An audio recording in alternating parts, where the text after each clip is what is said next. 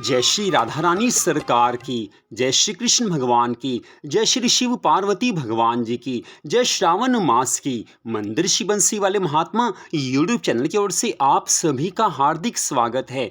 आज हम आपको श्रावण मास 2024 के संबंध में सारी जानकारी देने जा रहे हैं। इस वीडियो में हम आपको बताएंगे कि इस वर्ष 2024 में श्रावण मास कब से आरंभ होकर कब तक चलेगा, श्रावण मास में कितने सोमवार हैं और श्रावण मास में भक्ति के किन किन नियमों का पालन करना आवश्यक होता है, श्रावण मास में कौन से ग्रंथ का पाठ करना बहुत ज़्यादा शुभ माना गया है तथा श्रावण मास की और भी बड़ी विशेष जानकारी इस वीडियो में हम आपको देने जा रहे हैं। तो सबसे पहली बात यह है कि हमारे हिंदू धर्म में श्रावण मास का विशेष महत्व बताया गया है। श्रावण मास में भगवान शिव की सच्ची श्रद्धा भावना से भक्ति करने से भगवान शिव प्रसन्न हो जाते हैं और भक्तों की सभी मनोकामनाओं को पूर्ण करते हैं, भक्तों के दुखों को दूर करते हैं। तो इस वर्ष 2024 में श्रावण मास का शुभारंभ 22 जुलाई दिन सोमवार से हो रहा है।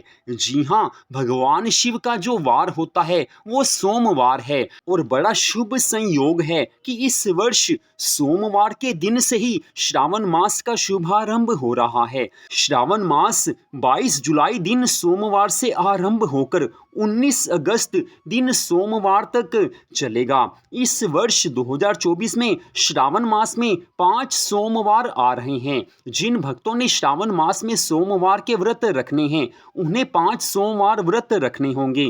पहला सोमवार 22 जुलाई, दूसरा सोमवार 29 जुलाई, तीसरा सोमवार 5 अगस्त, चौथा सोमवार 12 अगस्त और पांचवा सोमवार 19 अगस्त को। श्रावण मास का शुभारंभ भी सोमवार से हो रहा है और श्रावण मास का विश्राम भी सोमवार को ही हो रहा है। इस कारण इस वर्ष श्रावण मास में भगवान शिव की भक्ति करने से भगवान की बड़ी ज्यादा कृपा की प्राप्ति होगी। तो अब हम आपको यहाँ पर बताने जा रहे हैं कि श्रावण मास में भगवान शिव की किस प्रकार से भक्ति करनी चाहिए, किन नियमों का पालन करना आवश्यक होता है। तो जिन भक्तों ने श्रावण मास के सोमवार के सभी व्रत रखने हैं उन्हें तो व्रत रखने ही हैं, लेकिन साथ में किन नियमों का पालन करना चाहिए ये हम आपको यहाँ पर बता रहे हैं। श्रावण मास में सुबह सवेरे जल्दी उठकर नहा धोकर पवित्र हो जाना चाहिए। नहाने के जल में गंगा जल मिला लिया जाए तो गंगा स्नान का पुण्य फल मिल जाएगा।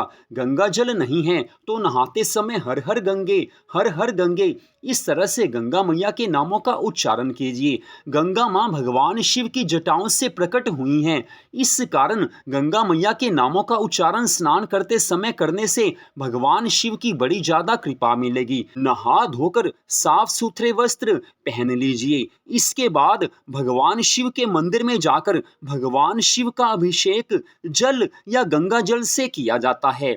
इसके बाद बात आती है कि जिन भक्तों की विशेष कामनाएं हैं, जो किन्हीं कामनाओं को लेकर भगवान शिव की भक्ति करने जा रहे हैं, उन्हें भगवान शिव का अभिषेक दूध, दही, घी, शहद, चने की दाल, सरसों का तेल या काले तिलों से करना है। जी हाँ, आप इन वस्तुओं से भगवान शिव का अभिषेक कर सकते हैं।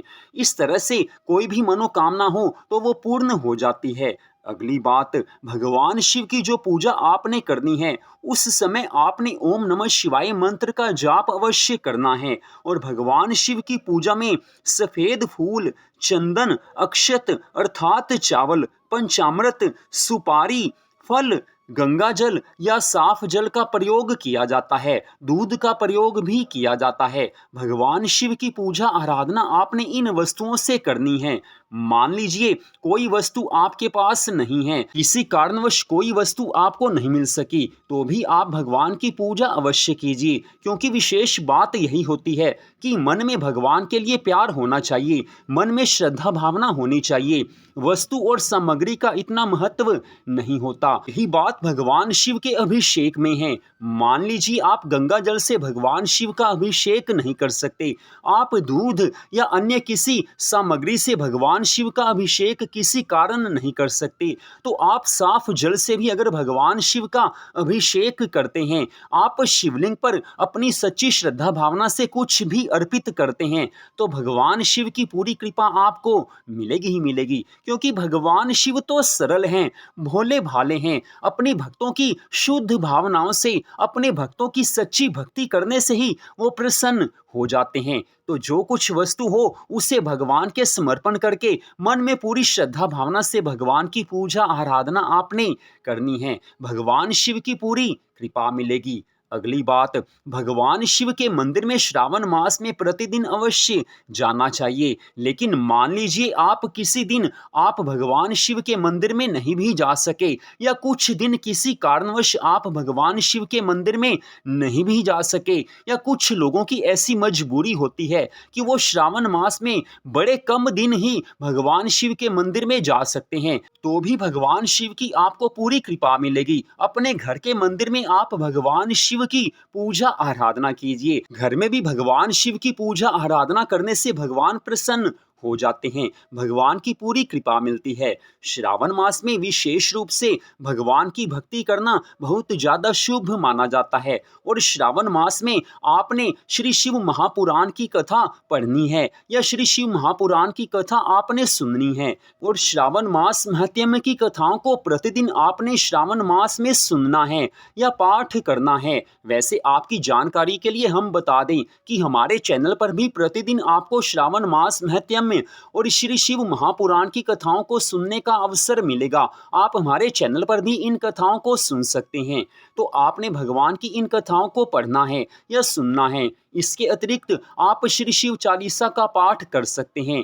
ओम नमः शिवाय इस महामंत्र का जाप और महामृत्युंजय मंत्र का जाप भी आप कर सकते हैं। भगवान की पूरी कृपा मिलेगी। श्रावण मास में विशेष रूप से आपने भगवान को अधिक से अधिक याद करना है। श्रावण मास में आपने जितना भी भगवान को याद किया, जितनी बार भी आपने ओम नमः शिवाय इस मंत्र का जाप किया, इससे आपके सभी पाप नष्ट हो जाएंगे। आपको भगवान शिव की कृपा मिलेगी। आपके जीवन में सुख शांति आनंद आ जाएंगे। घर परिवार में शांति आएगी। भगवान की पूरी कृपा मिलेगी। श्रावण मास में अब किन कामों से बचना है ये हम आपको यहाँ पर बता रहे हैं। श्रावण मास में विशेष रूप से किसी भी दुर्व्यसन से बचना चाहिए। नशीली वस्तुओं का सेवन नहीं करना चाहिए।